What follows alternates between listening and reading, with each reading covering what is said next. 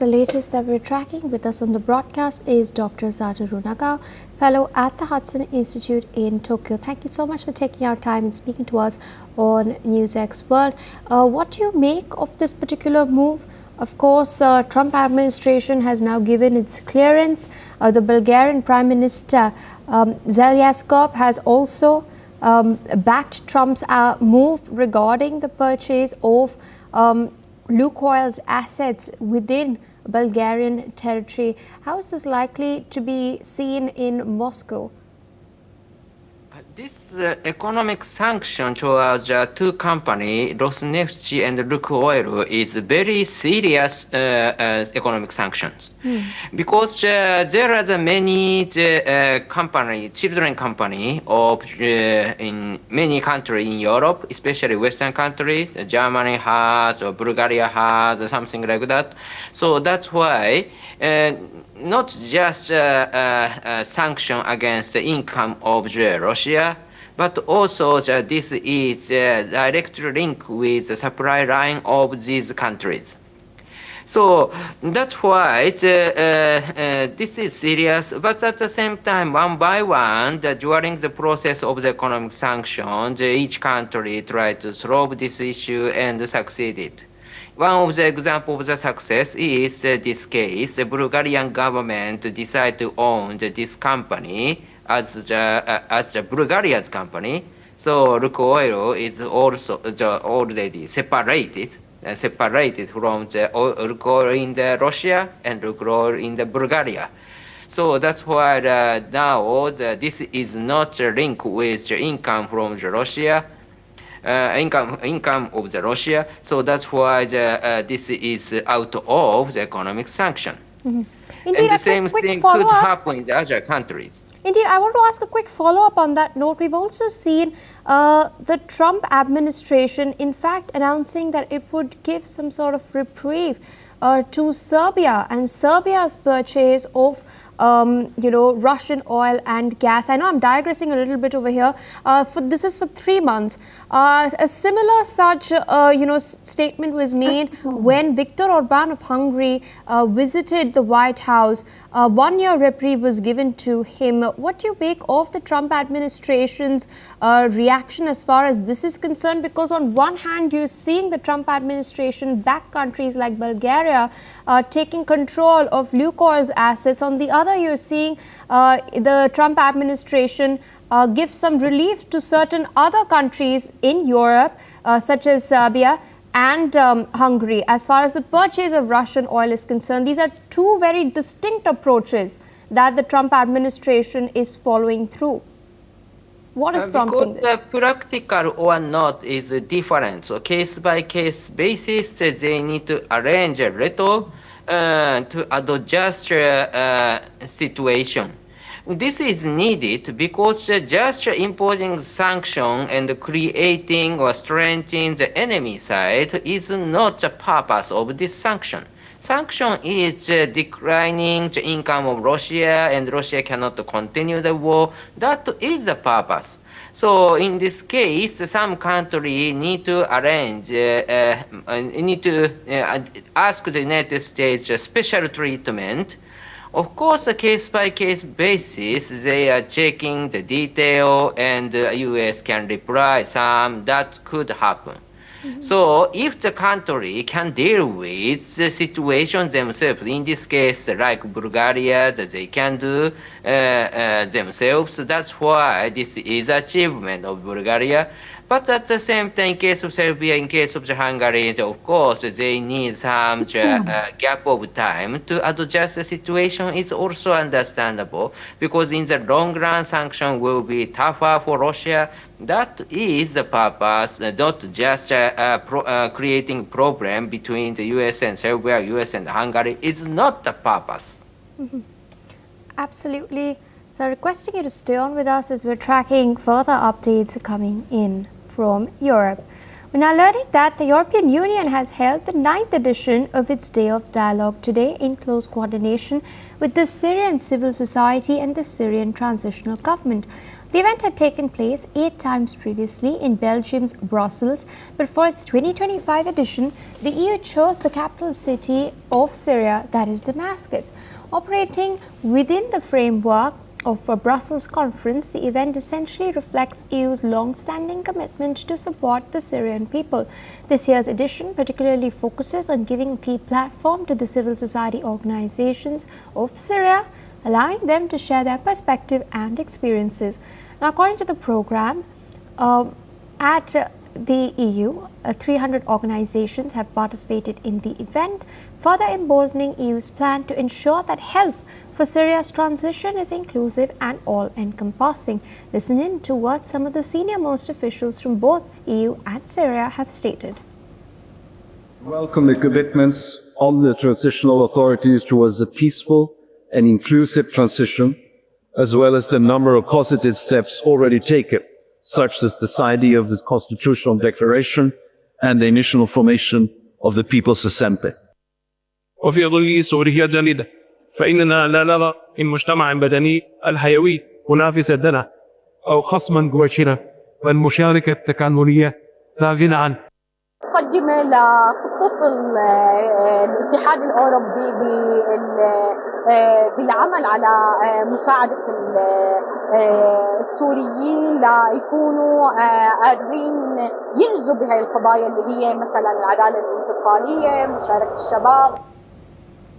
In other news, the Democratic Republic of Congo and the M23 rebel group has signed a framework agreement in Doha aimed at ending months of fighting in eastern Congo.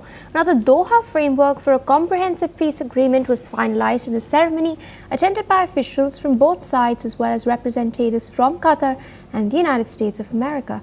M23, which has been backed by neighboring Rwanda, seized Goma in January and expanded control across North Kivu and South Kivu provinces, sparking a humanitarian crisis that has killed thousands and displaced hundreds of thousands. Qatar and the US and the African Union have all been mediating months of talks to bring lasting peace to the mineral-rich region.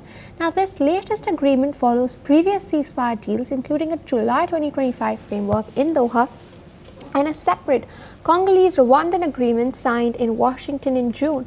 Despite prior agreements, violations were reported on both sides, prompting renewed diplomatic efforts. Qatar's chief negotiator, Mohammed Al-Khulaifi, has described the new pact as historic and has emphasized continued mediation to implement peace on the ground. Stay with us on the broadcast is Dr. Satoru Naga. We've been tracking what's taking place in Congo for quite a while now. What we've seen is basically the realization of the effort by Doha, by Washington, by the African Union to get DR Congo and M23 to now sign a peace agreement. But we do know that the M23 for a long period of time has been backed by Rwanda. In this context, can we expect this agreement to now hold, or could there still be some sporadic incidents of violence in Kivu?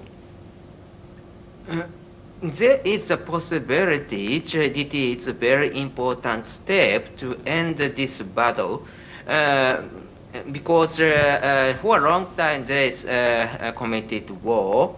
But at the same time, in case of the M23, they need support from Rwanda. But Rwanda and the Congo has already agreed to end this hostility. So that's why for M23, they need to end this battle as soon as possible.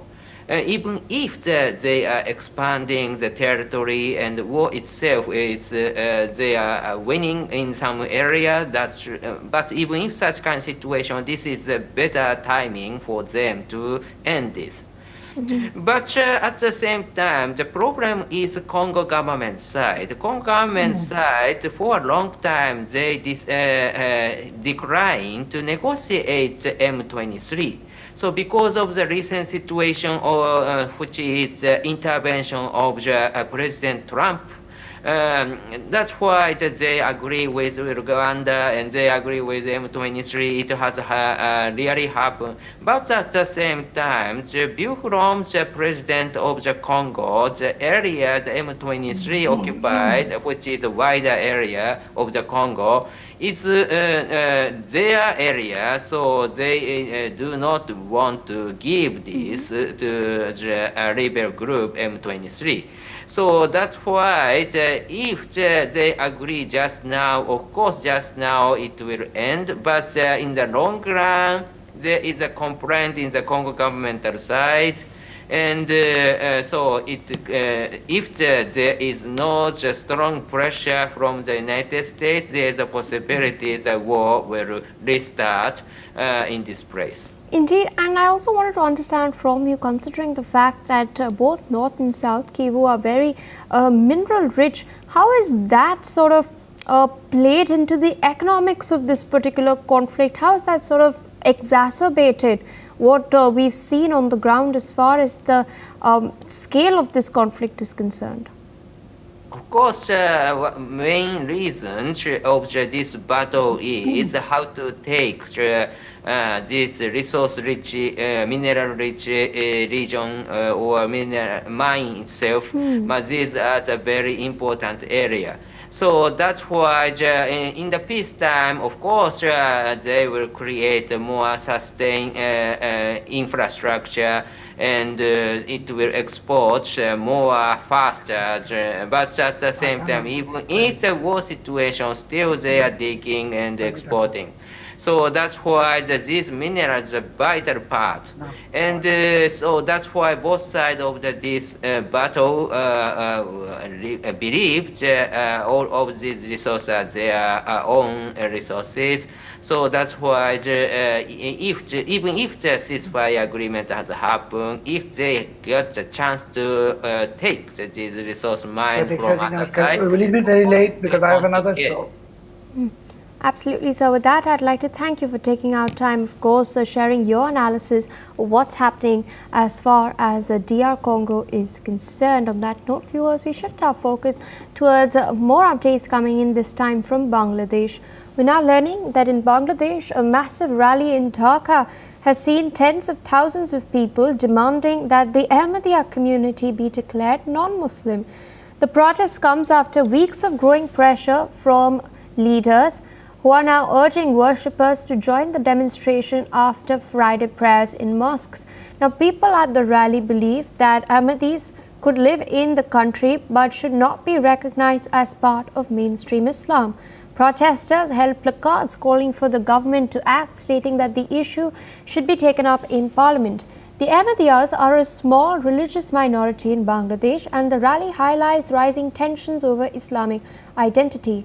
Listen in to what some of the protesters had to say. আমরা এই জন্যই আসছি যে রাষ্ট্রীয়ভাবে সংসদে কাদিয়ানীদেরকে যাতে অমুসলিম ঘোষণা করা হয়, যেমন অন্যান্য রাষ্ট্রের বিদেশে কাদিয়ানীদেরকে অমুসলিম ঘোষণা করা হয়েছে, ঠিক তেমনি আমাদের সকলের অন্তরের দাবি আবেদন যে রাষ্ট্রীয়ভাবে কাদিয়ানীদেরকে যেন অমুসলিম ঘোষণা করা হয় এবং তারা অমুসলিম হিসেবে বাংলাদেশে তারা থাকবে, আমাদের কোনো দোষ নেই, কোনো সমস্যা নেই। তারা বাংলাদেশে থাকবে, মুসলমান পরিচয় হিসেবে থাকতে পারবে না। তারা কাদিয়ানি আর একটা হিন্দু যেভাবে ধর্ম, কাদিয়ানি একটা আরেকটা ধর্ম, সেই পরিচয় তারা এখানে থাকবে। তারা মুসলমান পরিচয় এই দেশে থাকতে তাদের কোনো অধিকার নাই। তো সরকারের কাছে আমাদের উদাত্ত আহ্বান, অতিবিলম্বে তাদেরকে অমুসলিম ঘোষণা করা হোক। With us on the broadcast is Shoaib Chaudhry, editor of Blitz from Dhaka. Thank you so much for taking our time and speaking to us on NewsX World. At the outset, I wanted to understand, why are these calls being made? Why are these protests being carried out in the first place? Thank you very much. You see, this is what happened today in Dhaka. It's extremely alarming because 2 days ago, Maulana Fazlur Rahman, he is the president of Jamiyat-e-Ulama-e-Islam Pakistan. He arrived in Bangladesh along with several Islamists, including some Islamists from Nepal, Turkey, Europe, UK, and also from India. And now what they have done today, we have seen that all the major political parties, not all, except Awami League, the Bangladesh Nationalist Party, Jamaat-e-Islami, all of them participate in that so-called International Khatim-e Nabiyot Conference, and they demanded declaring Ahmadis as non-Muslims. So this is a kind of the persecution on Ahmadis, what we have seen in Pakistan, in Iran, and some other countries. So classic things are happening here. It's a Pakistani playbook. They are trying to turn Bangladesh into another Pakistan, and I am very much afraid that if we remember back in 1999, similar demands were made, and there were grenade attacks on Ahmadi mosque in Khulna area. So I'm afraid for the security of the Ahmadi community in this country, because from this conference, what they have shown, and when all the political parties, I mean, as I said, Bangladesh National Party, Jamaat-e-Islami, and other Islamist forces, they gathered together and demanded declaring Ahmadis as non-Muslims. Though they say it must be done in the next parliament, but Islamists will not wait. They will go on rampage on Ahmadis even from tomorrow. So Ahmadis are really at the gravest risk now in Bangladesh. Indeed, as you mentioned, we've seen in Pakistan how Ahmadiyas are persecuted. But what do you make of this tone now being struck in Bangladesh as well? The sort of extremist rhetoric we've been seeing, and this is not the first time that we've seen extremist rhetoric. It's been bubbling up for quite a month, and over the last year, it's reached this point. Why do you think the Yunus government has not been able to really act in order to ensure that these extremist voices are not really given a center space in the larger public discourse in Bangladesh? To some extent, why has Yunus not really cracked down? First of all, Yunus is not a government. Yunus is an illegal regime. And all of us know that Yunus has been planted in this country by the US deep state in Pakistani ISI, and Yunus is empowered and supported and surrounded by Islamists and jihadis.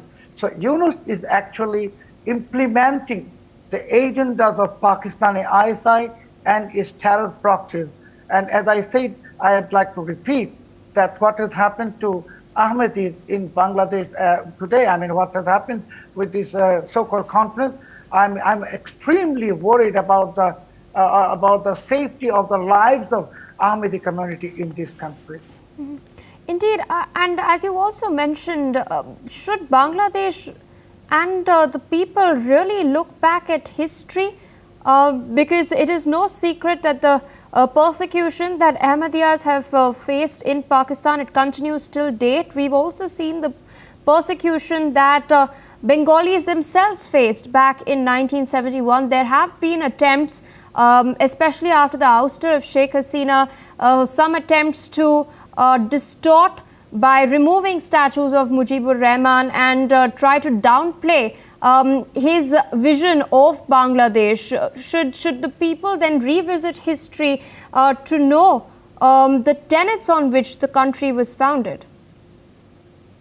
You see, you very correctly mentioned that Bangladesh was established on the basis of secularism, and this is Bengali culture, and we don't really consider who is Hindu, who is Christian, who is Buddhist, or who is Ahmadi. All are Bengali.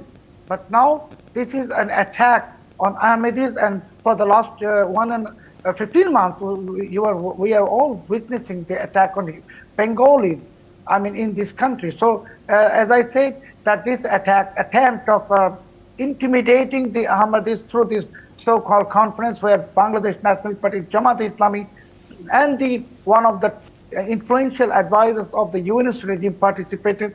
I mean, this will open the window for the jihadis and Islamists to go on rampage.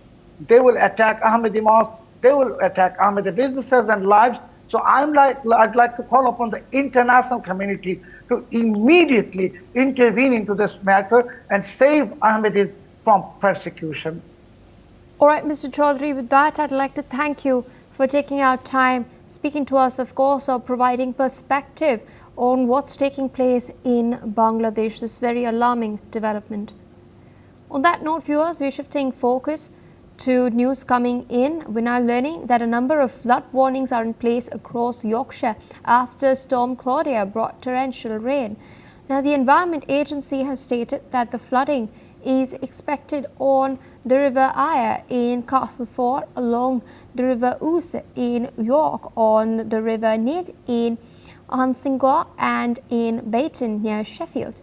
Flooding has also affected several train services, including northern operated journeys between Leeds and Manchester and Supertram services in Sheffield.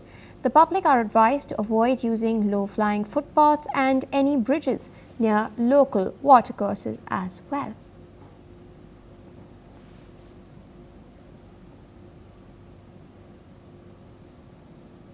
Alright viewers, on that note, we dip into a quick short break.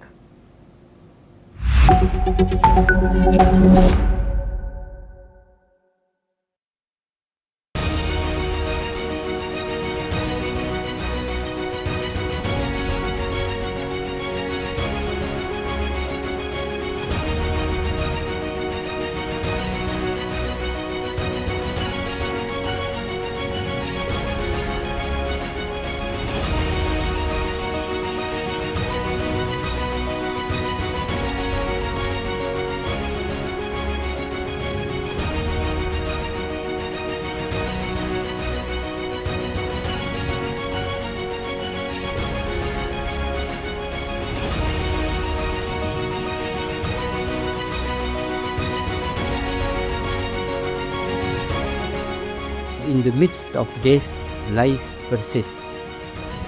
In the midst of untruth, truth persists.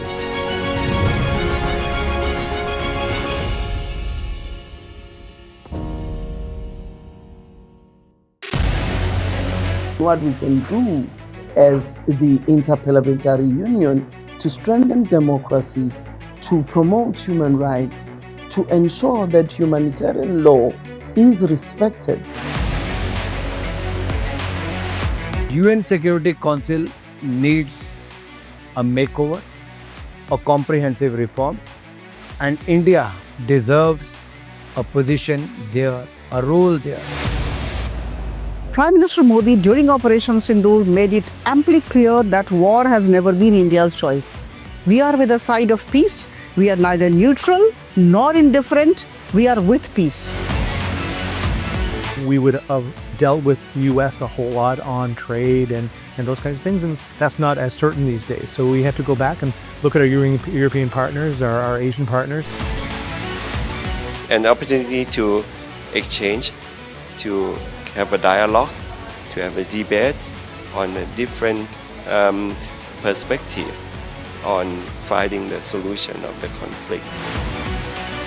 First thing that is important to have a common ground, and that we do have with humanitarian laws and human rights, but also to say, okay, what does it mean for us as a country to act on these laws, and how can we work together? When we realize that there's something wrong with democracy, the institutions and policies, values come together and we take stock, and it's possible then to improve and chart a new course for democracy. It's the people's right to self-determination, and if they want to be independent, they should be independent. We will not start a war against Greenland.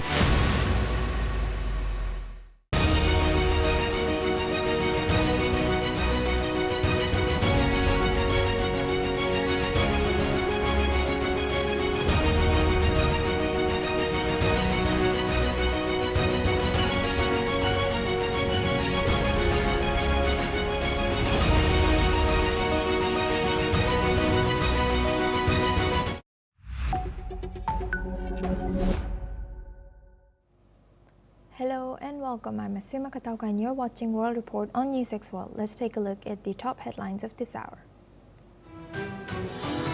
Activists in Charlotte have protested federal immigration raids targeting residents without criminal records. Hundreds also demonstrated outside the White House against President Donald Trump, marching peacefully and wrapping crime scene tape around the perimeter, with more protests planned this month. Thousands of Mexicans have staged Generation Z protests after the public murder of an anti-crime mayor, with demonstrations in Mexico City. As local Public Safety Secretary Pablo Vasquez says, 100 police were injured and 40 hospitalized, along with 20 civilians, while authorities made 20 arrests and issued 20 administrative sanctions. Venezuelan President Nicolas Maduro has condemned upcoming Trinidad and Tobago military drills near Sucre state, calling them threat to regional stability. He has warned the nation against enabling actions that intimidate Venezuela, linking the exercises to broader U.S. operations. He also claims they aim to topple his government. U.S. President Donald Trump has purchased at least $82 million in corporate and municipal bonds from late August to early October, including companies benefiting from his policies, according to financial disclosures released. China has sent a Coast Guard ship formation through the Japan-administered Senkaku Islands on the rights of enforcement patrol, escalating tensions after Japan's newly elected Prime Minister stated her public defense posture on Taiwan. The move marks a sharp intensification of the diplomatic clash between the two nations. At least 6 people were killed and dozens injured when an illegal fireworks factory exploded in Hyderabad division, Sindh, Pakistan. The blast sparked a major fire and building collapsed. Rescue teams fear more victims inside, and authorities have launched a full safety investigation. Thailand says trade talks with the U.S. will continue despite a border clash with Cambodia that killed 1 civilian, with government spokesperson Siripong Angkasakul-Kiat quoting President Donald Trump as supporting separation of tariff negotiations from regional tensions. This follows recent violence and a peace pact signed in Kuala Lumpur. Storm Claudia has killed 3 in Portugal, including an elderly couple and a British tourist hit by a tornado, while injuring dozens in Britain. Flooding hit Wales and England, prompting evacuations and multiple flood warnings. Now we start with the U.S. Activists in Charlotte, North Carolina, took to the streets to protest federal immigration raids carried out by the Department of Homeland Security. The raids, part of an expanded crackdown on illegal immigration in the U.S. South, have sparked fear and uncertainty in the city. Local leaders say the operation, which was expected, led to concerns over the detention of individuals with no criminal records, following similar actions in other cities. At the same time, hundreds of protesters gathered outside the White House to demonstrate against President Donald Trump. The protest remained peaceful, but culminated in a march and the wrapping of crime scene tape around the White House perimeter. Protests plan 2 additional demonstrations later this month, calling for the removal of the Trump fascist regime. Now for this discussion, we welcome Matthew Vadam. He's an American journalist, joins us live from Washington, D.C. Thank you very much, Matthew, for joining us again. Good to see you. Matthew, what more can you tell us about these ongoing protests across U.S.? Well, there's lots of protests across the United States in opposition to President Trump's strong deportation policies. He is trying to rid the country of illegal aliens, but first I believe he is focusing on criminal illegal aliens, and he has sent federal law enforcement officials into a number of cities around the country, including now Charlotte, North Carolina, where there are riots underway or that were underway yesterday against this policy. And he's already sent troops to places like Chicago and Los Angeles as well, because there are a lot of illegal aliens there. and there is a resistance to these policies that is being organized by far left groups, anarchists and communists and Antifa, or some people pronounce it Antifa, the self-styled anti-fascist group that claims that President Trump is a fascist dictator and that he's out of control, and then he would counter that he's just enforcing U.S. Immigration laws, which were largely neglected when his predecessor, the Democrat Joe Biden, was president of the United States. So, as I've said before, the effort to prevent U.S. immigration laws is at times violent, and it is a radical activists are organizing an insurrection against the United States government. And so President Trump has, in certain cities across America, federalized or taken control of the National Guard, and is trying to prevent these activists and demonstrators and rioters from shutting down enforcement by U.S. Immigration and Customs Enforcement, ICE, the agency that enforces, that carries out deportations and so on. So, you know, these riots are just, they're really nothing new. There have been a lot of them in recent months since President Trump's crackdown on illegal aliens got into full swing. And Charlotte, North Carolina is the latest place where this has been happening. The governor of North Carolina, I think his name is it Josh? It escapes me at the moment, isn't it? Josh Shapiro has said that he doesn't like the presence of all these federal law enforcement officials in North Carolina because they're, in his view, usurping the function, the law enforcement function normally reserved to state and local officials in North Carolina. This is the same, this complaint, he's echoing the complaint of Illinois' Democrat Governor J.B. Pritzker, who said more or less the same thing about the federal presence in Illinois and in Chicago and its suburbs that is aimed at keeping ICE operations in business that these protesters are trying to shut down. They are trying to obstruct federal law enforcement. So, you know, this is not, this is the sort of thing that's been going on for a few months now. It's also been happening in Portland, Oregon, and in various other places where a lot of radical activists are concentrated. And how do you think, how could this framing of the demonstrations as opposition to a fascist regime influence political discourse and polarization?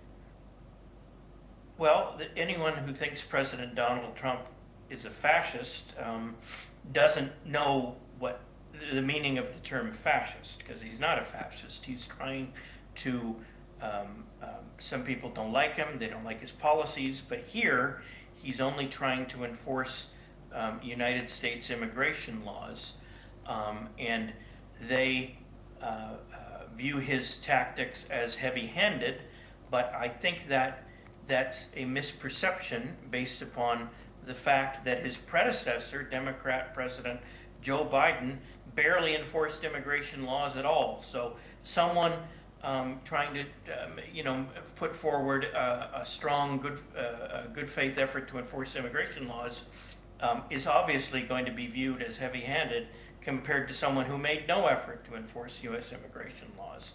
So, you know, the claim that Donald Trump is a fascist is something that the left has been, a smear that the left has been using against President Trump for a long time, merely because he wants to enforce U.S. immigration laws. If the people calling Donald Trump a fascist don't like this, then they should complain to the United States Congress that passed the Immigration and Nationality Act and other federal statutes that authorize the president to remove illegal aliens from the country. Their argument is with the system, the legal regime, and not with President Trump. But you know, they prefer to demonize and vilify President Trump and call him names because that serves their political agenda. Right. With that, I would like to thank Matthew for sharing that insight. Please stay with us as we come back to you for another discussion. Now moving on, thousands have protested across Mexico under the banner of Generation Z, denouncing rising violence after the public killings of an anti-crime mayor earlier this month. In Mexico City, a group of protesters have torn down fences around the National Palace where President Claudia Sheinbaum lives, prompting a clash with riot police who deployed tear gas in the area. The city's public safety secretary has stated in a press conference that 100 police officers and 20 civilians have been injured in the clashes. Other marches have taken place in various cities across Mexico, including in the western state of Michoacan, where anger has flared over the murder of Uruapan Mayor Carlos Manzo, who was shot dead at a public Day of the Dead event earlier this month. A group calling itself Generation Z Mexico that has called for the protests has stated in a manifesto circulating on social media that it is non-partisan and represents Mexican youth that are fed up with violence, corruption, and abuse of power. Let's listen into what some protesters have shared.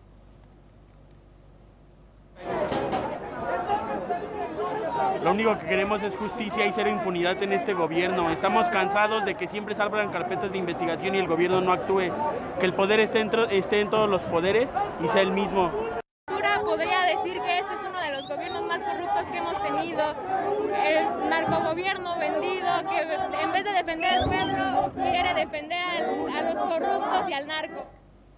Now for this discussion, we welcome Shruti Das Gupta. She's an international affairs expert, joins us live from New Delhi. Thank you very much, Shruti, for joining us again. Good to see you. Shruti, now looking at this, can you tell us who was this particular individual, Mayor Carlos Manzo, and also how is this high-profile killing in public of him influencing the public confidence and local governance and federal security in Mexico, and how is it this case affecting or unfolding now? Greetings, Asuma. Thank you so much for inviting me. I understand that Carlos was a very frank person. He was very unafraid of stating his opinions on the not complete, but yes, still lacking aggression of the government against the drug cartels and the killings and the kidnappings and all the other illegal activities that were under the umbrella of these drug cartels. So he was unafraid and he spoke, and his words resonated with the common people. Now, while he is addressing people, he was shot, and his death turned into this giant public movement which came under the banner of Gen Z movements, where people wanted to protest against the Sheinbaum and her regime and asking her to resign and take down the government. In fact, they even went after the party itself.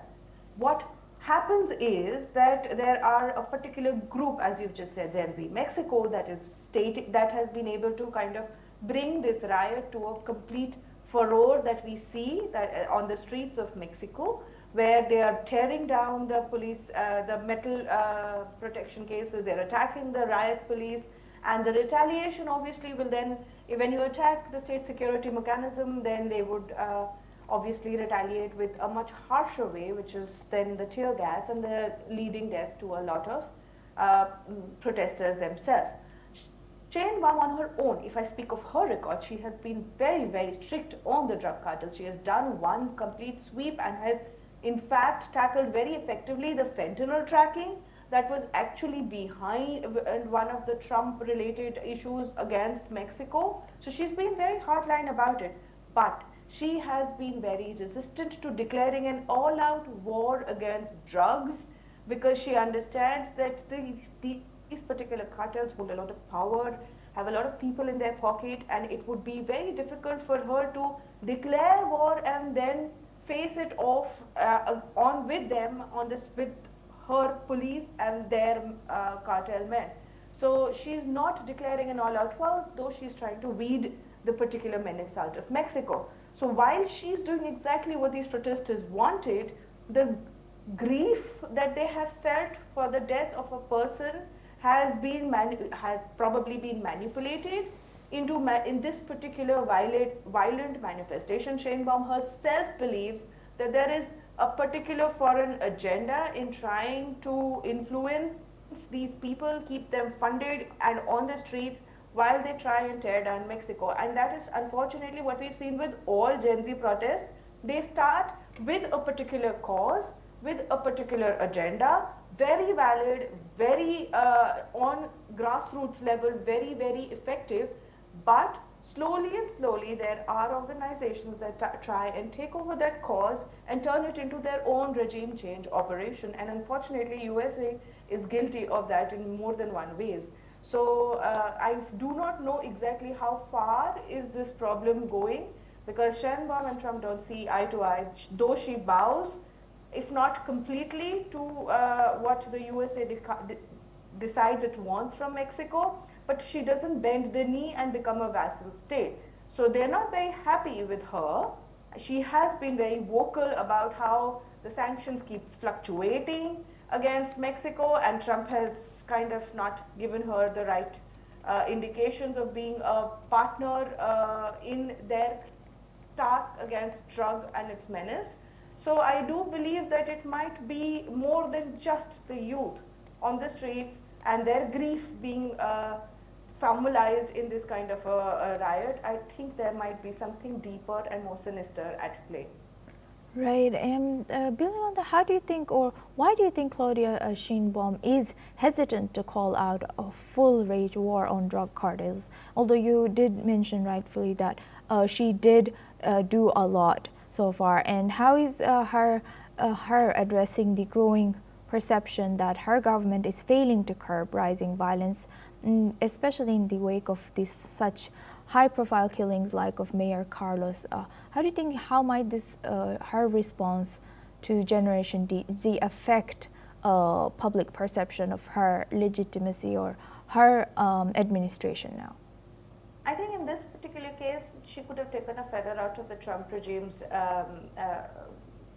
reaction to Charlie Kirk's incident, because he was also a person who was very popular and had a particular fan base. So had they done the same for the Carlos killing, had they tried to showcase him as a hero and would have had a few heads roll in regarding to that, she would have had the love of the very same people that are rioting on the street. So her administration probably did not respond correctly and did not tap into the emotions of the people that are there right now on the streets. Her decision not to declare an all-out war has more layers. Mexico has drug cartels run Mexico in many ways. They are a parallel governance system, which she's trying to crack down on without actually declaring war, because it puts the security personnel themselves into a very dangerous situation, and it might also kind of fuel these cartels into fueling these kind of protests. So she doesn't want an all-out war in a declaration with the flag waving and guns pointed, because a lot of the youth are employed by these people. So I think she wants to kind of change out the problem that has led to this kind of proliferation of drug cartels and their illegal activities, rather than take on the cartel head on.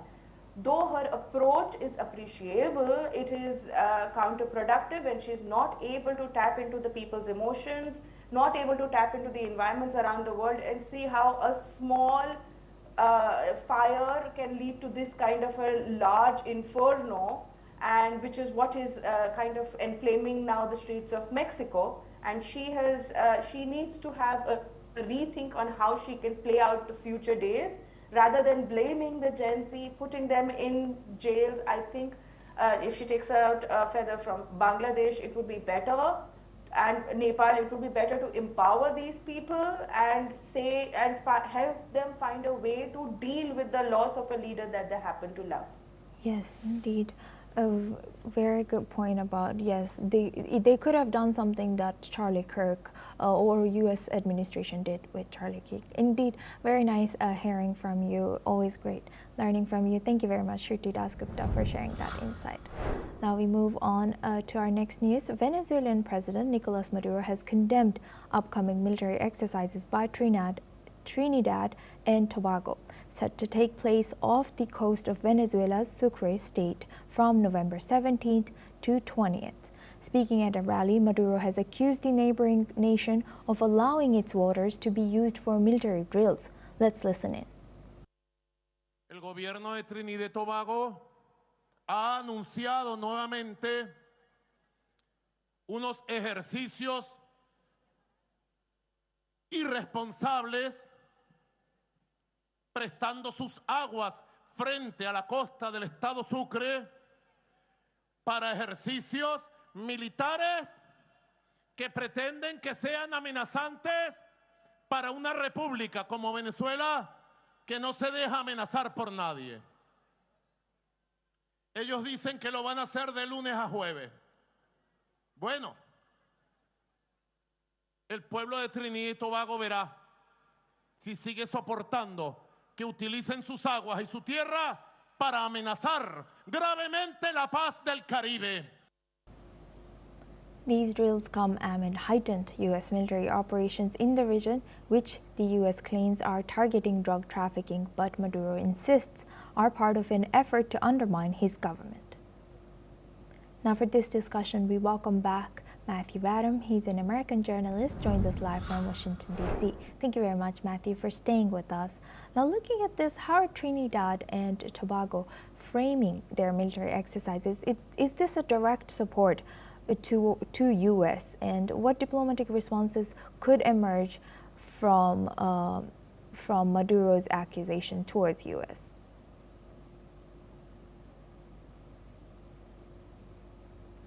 Matthew, would you, if possible, please unmute yourself over here? Yeah. Oh. Okay, there we are. Yes, are we? thank you. Can you hear me now? Yes, perfect. Thank you. Okay, yeah. The question was, what is Trinidad doing and why is it doing it, basically? I think is what you asked me. Yes. And Trinidad wants better relations, wants to have good relations with the United States, and Trinidad is concerned about Venezuela. Venezuela, is an unstable country headed by a dictator, Nicolas Maduro, who is not. He's not a good guy to have as your neighbor. And Trinidad is only a few miles located a few miles off the coast of Venezuela, down in South America, and Trinidad and Tobago, the government there wants to have a closer relationship with the United States government. So it's not surprising that they've agreed to the exercises taking place in the waters off of Trinidad. These exercises Maduro views as a threat, and I can see why he sees it that way, especially considering all the saber rattling that President Donald Trump has been engaged in against Venezuela. Venezuela is, a brutal dictatorship, and it's not a friend of the United States. And the United States has been, has been openly hostile to the Maduro regime, as it was to that of the previous dictator, Hugo Chavez. So I can see why Maduro would view these exercises in Trinidad, with the joint military exercises with the United States, as a threat. But I think Maduro's reaction is pretty over the top and exaggerated. He keeps claiming that the United States is going to invade Venezuela, and that Venezuelans are going to have to fight them in the streets. And just the other day, Maduro said something to the effect of they're going to use guerrilla warfare techniques against the United States if it comes to that. And I don't think President Trump plans to invade Venezuela, but he's not happy with Venezuela's policies, and I think he's trying to send them a message that they need to change their ways, especially, and look at what the United States has been doing, killing, destroying boats of South American alleged drug runners without authorization from the United States Congress. That's made some people in the U.S. Congress upset.